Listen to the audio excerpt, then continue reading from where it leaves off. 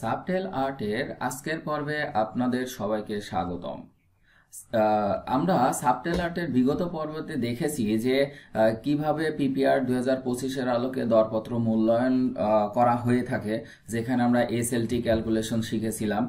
এরপরে আমরা একটি অটোমেটেড এক্সেল শিটের মাধ্যমে কিভাবে আসলে এই টোটাল প্রক্রিয়াটা কাজ করে এবং কিভাবে অটোমেটিক্যালি এসএলটির কমে গেলে তাকে বাদ দেয় সে ঠিকাদারকে, এবং 10% উপরে যদি রেট কোড করে তাহলেও বাদ দেয়। আমরা এই ব্যাপারটা শিখেছি। তারপরে আমরা শিখেছি হচ্ছে যদি একাধিক গ্রহণযোগ্য দরপত্রের সমান দর প্রদান করে, তার মানে যদি এসএলটির উপরে সর্বনিম্ন দর একাধিক ঠিকাদারের সমান হয় তাহলে দরপত্র মূল্যায়ন প্রক্রিয়াটা কেমন হবে, আমরা সেই ব্যাপারটাও শিখেছি। তো আজকের পর্বে আমরা শিখব যে একটি মাত্র গ্রহণযোগ্য দরপত্রের ক্ষেত্রে মূল্যায়ন প্রক্রিয়াটা কেমন হবে। প্রায় অনেক সময় অনেকেই প্রশ্ন করেন যে একটি টেন্ডারে যদি শুধুমাত্র একজন ঠিকাদারই অংশগ্রহণ করে তাহলে তাকে কাজ দেওয়া হবে কিনা। এমন অনেকের মধ্যে অনেক রকমই প্রশ্ন থাকে। তো পিপিআর 2025-এর আলোকে আমরা আজকে সে সকল প্রশ্নের উত্তর জানব। প্রথমেই আসি যে অনেকেই প্রশ্ন করেন যে একটি মাত্র টেন্ডার যদি টেন্ডার যদি সাবমিশন হয় তাহলে তাকে রেসপন্সিভ করে কাজ দেওয়া যাবে কিনা। তো এটার উত্তর আছে হচ্ছে পিপিআর 2025-এর বিধি 118 উপবিধি 16, যেখানে বলা হয়েছে কোনো ক্রয়ের ক্ষেত্রে ন্যূনতম কতটি গ্রহণযোগ্য দরপত্র আবশ্যক হইবে সে সম্পর্কে কোনো বাধ্যবাধকতা থাকিবে না। অর্থাৎ যে কোনো টেন্ডারে যদি একটি টেন্ডারও সাবমিশন হয়ে থাকে তাহলেও সেটি মূল্যায়ন প্রক্রিয়ায় আসবে। অর্থাৎ বিধি 110 অনুসারে প্রদত্ত বিজ্ঞাপনের যথাযথ প্রচার নিশ্চিত করা সাপেক্ষে একটিমাত্র দরপত্র প্রাপ্ত হইলে এবং বিশদ মূল্যায়নে উহা গ্রহণযোগ্য বিবেচিত হইলে উহার মূল্যায়িত দর দাপ্তরিক প্রাক্কলিত মূল্য বা বাজার মূল্যের সহিত সঙ্গতিপূর্ণ হওয়া সাপেক্ষে অনুমোদনকারী কর্তৃপক্ষের নিকট হইতে অনুমোদন গ্রহণপূর্বক চুক্তি সম্পাদন করা যাইবে। অর্থাৎ এটাকে যদি একটু সহজ ভাষায় বলি, যে কোনো টেন্ডারে যদি একজন ঠিকাদারও অংশগ্রহণ করেন এবং সেই ঠিকাদার যদি রেট কোড সঙ্গতিপূর্ণ থাকে এবং ওই ঠিকাদারের যদি টেকনিক্যাল মূল্যায়নে উনি কোয়ালিফাই করেন তাহলে ওই ঠিকাদারই কাজ পেতে পারেন। তো এখন এই বিষয়টাকে আমরা যদি আরেকটু বিস্তারিতভাবে দেখি তাহলে আমরা পিপিআর এর বিধি 118 এর উপবিধি 29টা একটু দেখি, যে সেখানে বলা হয়েছে যে একাধিক দরপত্র মূল্যায়নের পর যদি দরপত্র মূল্যায়ন কমিটির নিকট প্রতীয়মান হয় যে কেবল একটি গ্রহণযোগ্য দরপত্র হইয়াছে এবং উক্ত দরপত্রের মূল্যায়িত দর দাপ্তরিক প্রাক্কলিত মূল্য বা বাজার মূল্যের সহিত সঙ্গতিপূর্ণ, তাহা হইলে উক্ত কমিটি বিধি 48 অনুসারে উক্ত দরপত্রদাতার সহিত চুক্তি সম্পাদনের সুপারিশ করিয়া অনুমোদনকারী কর্তৃপক্ষের নিকট মূল্যায়ন প্রতিবেদন পেশ করিবেন।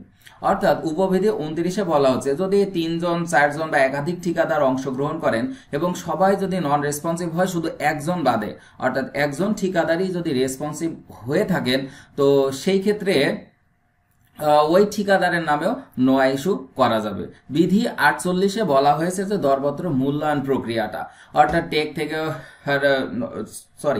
বিধি 48-এ বলা হয়েছে দরপত্র অনুমোদন প্রক্রিয়া, অর্থাৎ কে কখন অনুমোদন করবেন, কোন ওয়ার্কফ্লোতে অনুমোদন হবে এই ব্যাপারটা। এই জন্য বলা হয়েছে বিধি 48 অনুসারে চুক্তি সম্পাদনে সুপারিশ করিয়া অনুমোদন কর্তৃপক্ষের নিকট মূল্যায়ন প্রতিবেদন পেশ করিবে। তার মানে এই বিধি উপবিধি 29 থেকে আমরা জানলাম যে যদি একাধিক ঠিকাদার অংশগ্রহণ করেন এবং যদি একজন ঠিকাদার রেসপন্সিভ হন, বাকি সবাই যদি নন রেসপন্সিভ হন তাহলেও তিনার সাথে চুক্তি সম্পাদন করা যেতে পারে। এই বিষয়টাকে আমরা এবার তফসিল 18-তে খুব ভালোভাবে জানতে পারবো, যেখানে বলা হয়েছে যে একটিমাত্র গ্রহণযোগ্য দরপত্রের ক্ষেত্রে উপরের ফর্মুলা, অর্থাৎ উপরের ফর্মুলা বলতে আমরা তফসিল 18-তে শিখে আসছি যে এসএলটি ক্যালকুলেশনের ফর্মুলা, অর্থাৎ ওয়েটেড অ্যাভারেজ, তারপর হলো স্ট্যান্ডার্ড ডেভিয়েশন, তারপরে এসএলটি। তো এসএলটি ফর্মুলা একজন ঠিকাদারের জন্য প্রযোজ্য হবে না। তো এইটাই বলা হয়েছে যে একটিমাত্র গ্রহণযোগ্য দরপত্রের ক্ষেত্রে উপরের ফর্মুলা ব্যবহার না করিয়া সরাসরি প্রাপ্ত সর্বনিম্ন মূল্যায়িত দর দাপ্তরিক প্রাক্কলিত মূল্যের সহিত তুলনা করিতে হইবে।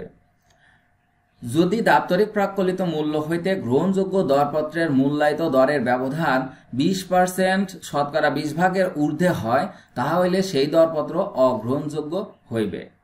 অর্থাৎ যদি শুধুমাত্র একজন ঠিকাদারই অংশগ্রহণ করেন এবং তিনি যদি প্রাথমিক মূল্যায়ন এবং টেকনিক্যাল মূল্যায়নে কোয়ালিফাই করেন, অর্থাৎ তিনার যদি যাবতীয় সিমিলার ওয়ার্ক, টেন্ডার ক্যাপাসিটি সকল শর্ত যদি পূরণ করেন, সেই ক্ষেত্রে উনি যদি রেট কোডটা 20 ভাগের ঊর্ধ্বে করে ফেলেন, সাপোজ আমার চুক্তি মূল্য যদি 1 কোটি টাকা হয়, উনি যদি 1 কোটি 20 লাখ টাকার উপরে দর দাখিল করেন, তাহলে তিনাকে নন রেসপন্সিভ করে দেওয়া হবে।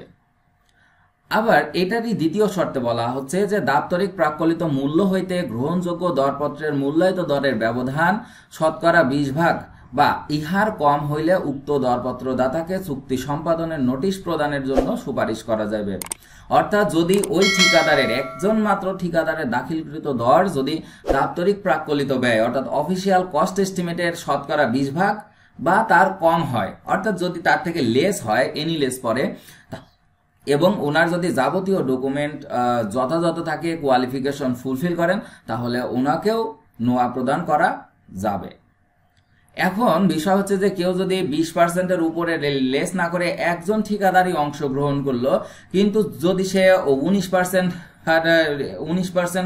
রেট কোড করে অ্যাভাব, বা কেউ যদি 10% রেট কোড করে এভাবে, তার মানে 1 কোটি টাকার অফিসিয়াল কস্ট এস্টিমেটের কাজের কেউ যদি 1 কোটি 15 লক্ষ টাকা রেট কোড করে, তো তাহলেও তো সেখানে বাদ যাবে না। কিন্তু এখন প্রশ্ন হলো তিনি নোয়া পাবেন কিনা বা কাজ পাবেন কিনা।